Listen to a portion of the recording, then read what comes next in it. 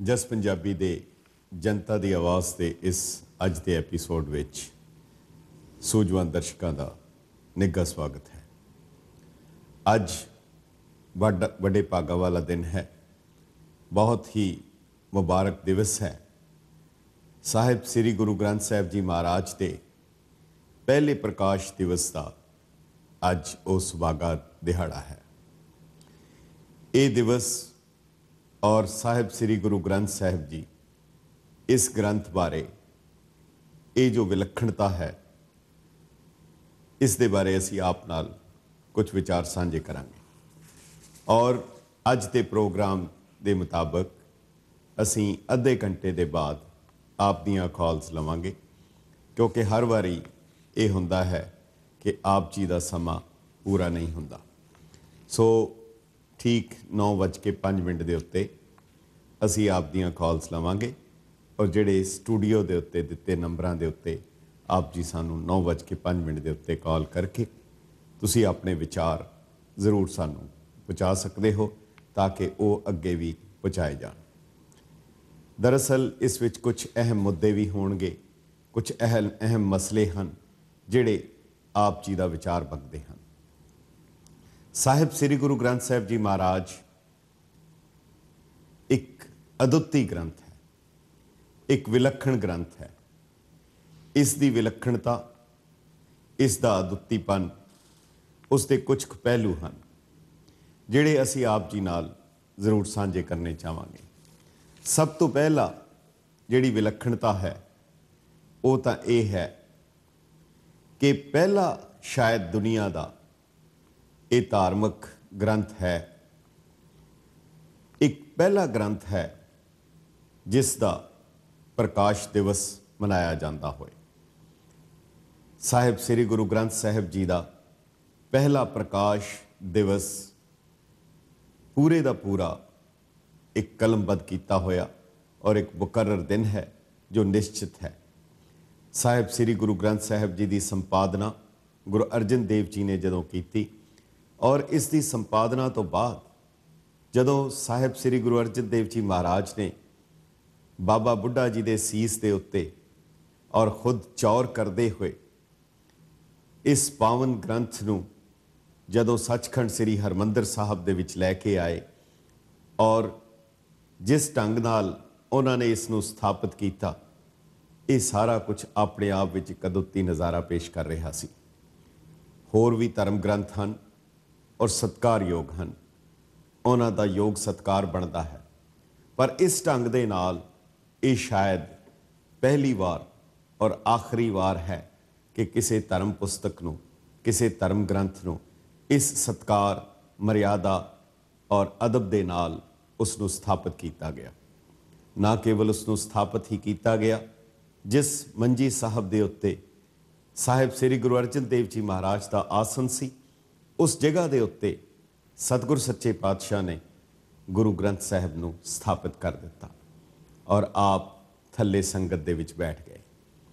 और फिर इतना ही नहीं, पहले ग्रंथी उस ग्रंथ दे किसी होर धर्म पुस्तक दे मुकर्रर, उसके देखण वाले, उसनूं पढ़न वाले मुकर्रर नहीं हैं, पर इस ग्रंथ का ग्रंथी भी मुकर्रर किया गया।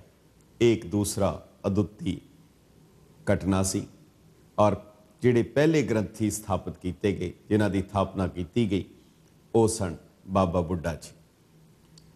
बाबा बुढ़ा जी इस दे पहले ग्रंथी। भाई गुरदास जी जिन्होंने गुरबाणी की कुंजी का मान सतगुरां ने आप बख्शिश किया, उन्हां दे कोलों इसकी संपादना करवाई, उन्हां कोलों ये लिखवाया, खुद हजूर ने इसकी संपादना की और बाबा बुढ़ा जी नूं इसका पहला ग्रंथी थापिया गया।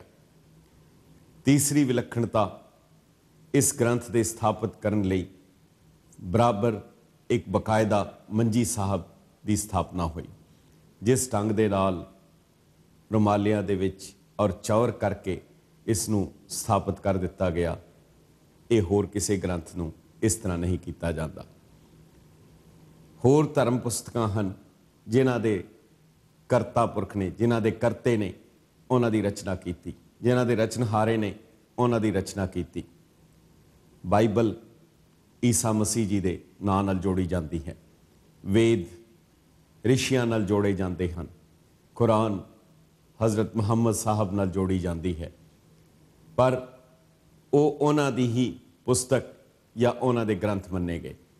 ਪਰ ਇੱਕ ਅਦੁੱਤੀ ਗੱਲ ਇਹ ਹੋਈ, ਸਾਹਿਬ ਸ੍ਰੀ ਗੁਰੂ ਗ੍ਰੰਥ ਸਾਹਿਬ ਨੂੰ ਸਾਹਿਬ ਸ੍ਰੀ ਗੁਰੂ ਅਰਜਨ ਦੇਵ ਜੀ ਮਹਾਰਾਜ ਨੇ ਜਿਸ ਦੀ ਸੰਪਾਦਨਾ ਕਰ ਦਿੱਤੀ, ਮੁਕੰਮਲਤਾ ਕਰ ਦਿੱਤੀ। ਪਰ ਨਾ ਕੇਵਲ ਹੁਣ ਇਹ ਉਹਨਾਂ ਦੀ ਰਚਨਾ ਹੀ ਕਹੀ ਗਈ, ਨਾ ਕੇਵਲ ਉਹਨਾਂ ਦੀ ਕਿਤਾਬ ਕਹੀ ਗਈ, ਬਲਕਿ ਇਹ ਉਹਨਾਂ ਦਾ ਹੀ ਰੂਪ ਹੋ ਗਿਆ। ਕਰਤੇ ਦੀ ਕਿਰਤ ਕਰਤਾ ਪੁਰਖ ਬਣ ਗਈ, ਕਰਤੇ ਦੀ ਕਿਰਤ ਹੀ ਕਰਤਾ ਬਣ ਗਈ। ਆਪ ਨਾਰਾਇਣ ਕਲਾਤਾਰ ਜਗ ਮਹਿ ਪਰਵਰਿਓ। ਜਿਹੜੀ ਰਚਨਾ, ਜਿਹੜੀ ਬਾਣੀ ਸਾਹਿਬ ਸ੍ਰੀ ਗੁਰੂ ਨਾਨਕ ਦੇਵ ਜੀ ਮਹਾਰਾਜ ਤੋਂ ਲੈ ਕੇ ਗੁਰੂ ਅਰਜਨ ਦੇਵ ਜੀ ਤੱਕ ਨਾਜ਼ਲ ਹੋਈ, ਜਿਹੜੀ ਤੁਰਕੀ ਬਾਣੀ ਆਈ ਸੀ, ਜਿਸ ਨੂੰ ਨਿਰੰਕਾਰ ਦੀ ਬਾਣੀ, ਵਾਹ ਵਾਹ ਬਾਣੀ ਨਿਰੰਕਾਰ ਹੈ ਦਾ ਰੁਤਬਾ ਦਿੱਤਾ ਗਿਆ। ਸਤਿਗੁਰ ਬਚਨ, ਬਚਨ ਹੈ ਸਤਿਗੁਰ, ਜਿਸ ਦੇ ਬਾਰੇ ਹਜ਼ੂਰ ਨੇ ਖੁਦ ਕਿਹਾ। ਅੱਜ ਸਾਹਿਬ ਸ੍ਰੀ ਗੁਰੂ ਗ੍ਰੰਥ ਸਾਹਿਬ ਖੁਦ ਗੁਰੂ ਹੀ ਤਸਲੀਮ ਹੋ ਗਿਆ। ਇਹ ਕਰਤੇ ਦੀ ਕਿਰਤ ਖੁਦ ਕਰਤਾ ਬਣ ਗਈ। ਇੱਕ ਹੋਰ ਬੜੀ ਵੱਡੀ ਵਿਲੱਖਣਤਾ ਸੀ। ਦੁਨੀਆ ਦੀਆਂ ਹੋਰ ਧਰਮ ਪੁਸਤਕਾਂ ਹਨ ਜਿਹੜੀਆਂ ਆਮ ਲਾਇਬ੍ਰੇਰੀ ਜਾਂ ਕੁਤਬਖਾਨਿਆਂ ਦੇ ਵਿੱਚ ਉਹ ਰੱਖੀਆਂ ਜਾਂਦੀਆਂ ਹਨ, ਸ਼ੈਲਫ ਦੇ ਉੱਤੇ ਸਜਾਈਆਂ ਜਾਂਦੀਆਂ ਹਨ। ਪਰ ਸਾਹਿਬ ਸ੍ਰੀ ਗੁਰੂ ਗ੍ਰੰਥ ਸਾਹਿਬ ਜੀ ਲਈ ਬਕਾਇਦਾ ਜਿਸ ਤਰੀਕੇ ਦੇ ਨਾਲ ਕਿਸੇ ਆਜ਼ਾਦ ਦੇਸ਼ ਦੇ ਝੰਡੇ ਨੂੰ ਸਵੇਰ ਵੇਲੇ ਉਸ ਨੂੰ ਚੜਾਇਆ ਜਾਂਦਾ ਹੈ ਔਰ ਸ਼ਾਮ ਵੇਲੇ ਰਿਟਰੀਟ ਕੀਤਾ ਜਾਂਦਾ ਹੈ, ਸਾਹਿਬ ਸ੍ਰੀ ਗੁਰੂ ਗ੍ਰੰਥ ਸਾਹਿਬ ਜੀ ਦਾ ਬਕਾਇਦਾ ਸਵੇਰੇ ਪ੍ਰਕਾਸ਼ ਕਰਕੇ ਸ਼ਾਮ ਨੂੰ ਉਸ ਨੂੰ ਸੰਤੋਖਿਆ ਜਾਂਦਾ ਹੈ। ਸੱਚਖੰਡ ਸ੍ਰੀ ਹਰਿਮੰਦਰ ਸਾਹਿਬ ਦੇ ਵਿੱਚ ਭਰੇ ਹੋਏ ਦੀਵਾਨ ਵਿੱਚ, ਭਰੀ ਹੋਈ ਸੰਗਤ ਦੇ ਵਿੱਚ ਜਦੋਂ ਸੰਗਤ ਜੁੜੀ ਹੁੰਦੀ ਹੈ, ਜਦੋਂ ਸੰਗਤ ਕੀਰਤਨ ਕਰ ਰਹੀ ਹੁੰਦੀ ਹੈ, ਪਰ ਉਸ ਵੇਲੇ ਗੁਰੂ ਗ੍ਰੰਥ ਸਾਹਿਬ ਦਾ ਪ੍ਰਕਾਸ਼ ਨਹੀਂ ਹੁੰਦਾ। ਜਿਸ ਤਰੀਕੇ ਦੇ ਨਾਲ ਕੋਈ ਬਾਦਸ਼ਾਹ ਭਰੇ ਹੋਏ ਦਰਬਾਰ ਦੇ ਵਿੱਚ ਹਾਜ਼ਰ ਹੁੰਦਾ ਹੈ, ਉਹ ਖੁਦ ਭਰੇ ਹੋਏ ਦਰਬਾਰ ਵਿੱਚ ਆਉਂਦਾ ਹੈ, ਪਹੁੰਚਦਾ ਹੈ।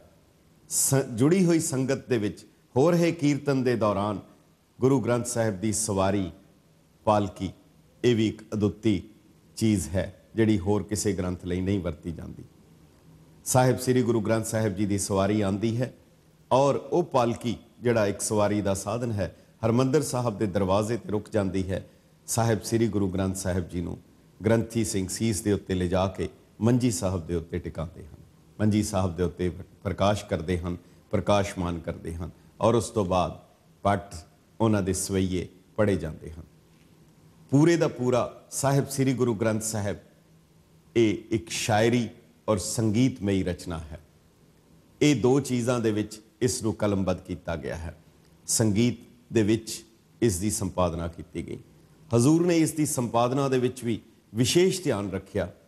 ਰਾਗਾਂ ਦੇ ਅਨੁਸਾਰ ਇਸ ਦੀ ਤਰਤੀਬ ਬਣਾਈ ਔਰ ਫਿਰ ਉਸ ਦੇ ਵਿੱਚ ਤਰਤੀਬ ਵੀ ਇਸ ਤਰ੍ਹਾਂ ਦਿੱਤੀ ਕਿ ਪਹਿਲੇ ਗੁਰੂ ਸਾਹਿਬਾਨ ਦੀ ਬਾਣੀ, ਜਿਨ੍ਹਾਂ ਵਿੱਚ ਪਹਿਲੇ ਗੁਰੂ ਨਾਨਕ ਸਾਹਿਬ ਦੀ ਬਾਣੀ, ਗੁਰੂ ਅੰਗਦ ਦੇਵ ਜੀ ਦੀ ਬਾਣੀ, ਇਸ ਤਰ੍ਹਾਂ ਗੁਰੂ ਸਾਹਿਬ ਦੀ ਬਾਣੀ ਦੇ ਬਾਅਦ 6 ਗੁਰੂ ਸਾਹਿਬਾਨ ਦੀ ਬਾਣੀ ਹੈ, 15 ਭਗਤਾਂ ਦੀ ਬਾਣੀ ਹੈ, ਜਿਨ੍ਹਾਂ ਨੂੰ ਭਗਤ ਜੀ ਉਹ ਕਹਿ ਕੇ ਸਤਿਗੁਰੂ ਨੇ ਸਨਮਾਨ ਦਿੱਤਾ ਔਰ ਇਸ ਦੇ ਨਾਲ 11 ਪੱਟ ਉਹਨਾਂ ਦੀ ਰਚਨਾ, ਉਹਨਾਂ ਦੀ ਬਾਣੀ ਔਰ 4 ਗੁਰਸਿੱਖਾਂ ਦੀ ਰਚਨਾ, ਬਾਬਾ ਸੁੰਦਰ ਜੀ, ਸੱਤਾ ਬਲਵੰਡ ਤੇ ਭਾਈ ਮਰਦਾਨਾ ਜੀ, ਜਿਹੜੇ ਗੁਰੂ ਨਾਨਕ ਸਾਹਿਬ ਦੇ ਮਹਾਨ ਸਿੱਖ ਹੋਏ ਔਰ ਇਤਨਾ ਮਾਣ ਦਿੱਤਾ। ਇਹਨਾਂ ਸਾਰਿਆਂ ਨੂੰ ਮਿਲਾ ਕੇ ਹੀ ਗੁਰੂ ਗ੍ਰੰਥ ਸਾਹਿਬ ਇਹ ਮੁਕੰਮਲ ਹੁੰਦਾ ਹੈ। ਇਸ ਦੇ ਵਿੱਚੋਂ ਸਾਰੀ ਦੀ ਸਾਰੀ ਬਾਣੀ ਹੁਣ ਤੁਰਕੀ ਬਾਣੀ ਹੈ। ਇਹ ਸਾਹਿਬ ਸ੍ਰੀ ਗੁਰੂ ਗ੍ਰੰਥ ਸਾਹਿਬ ਹੈ। ਇਸ ਦੇ ਵਿੱਚੋਂ ਕੋਈ ਵੀ ਵੱਖ ਨਹੀਂ ਕੀਤਾ ਜਾ ਸਕਦਾ, ਇਸ ਦੇ ਵਿੱਚ ਕੋਈ ਵੀ ਵੰਡੀ ਨਹੀਂ ਪਾਈ ਜਾ ਸਕਦੀ। ਪਰ ਇੱਕ ਗੱਲ ਕਮਾਲ ਦੀ ਹੈ, ਹਜ਼ੂਰ ਨੇ ਇਸ ਦੀ ਸੰਪਾਦਨਾ ਜਿਸ ਵੇਲੇ ਕੀਤੀ, ਇੱਕ ਵੇਖਣ ਵਾਲੀ ਗੱਲ ਹੈ, ਕੇਵਲ ਇੱਕ ਹਵਾਲਾ ਕਾਫੀ ਹੋਏਗਾ। ਕਿਸ ਤਰੀਕੇ ਦੇ ਨਾਲ ਹਜ਼ੂਰ ਦੀ ਸੰਪਾਦਨਾ ਦੇ ਵੇਲੇ ਕਿਹੜਾ ਢੰਗ ਉਹਨਾਂ ਨੇ ਅਪਣਾਇਆ। ਪੂਰੇ ਗੁਰੂ ਗ੍ਰੰਥ ਸਾਹਿਬ ਦੇ ਵਿੱਚੋਂ ਅਗਰ ਕੋਈ ਸ਼ਬਦ ਲੱਭਣਾ ਹੋਏ, ਅਗਰ ਕੋਈ ਸ਼ਬਦ ਦੇ ਦੇਖਣ ਦੀ ਚਾਹ ਹੋਏ, ਅਗਰ ਕੋਈ ਸ਼ਬਦ ਚਾਹੀਦਾ ਹੋਏ, ਤਾਂ ਜਿਹੜੇ ਜਾਣਕਾਰ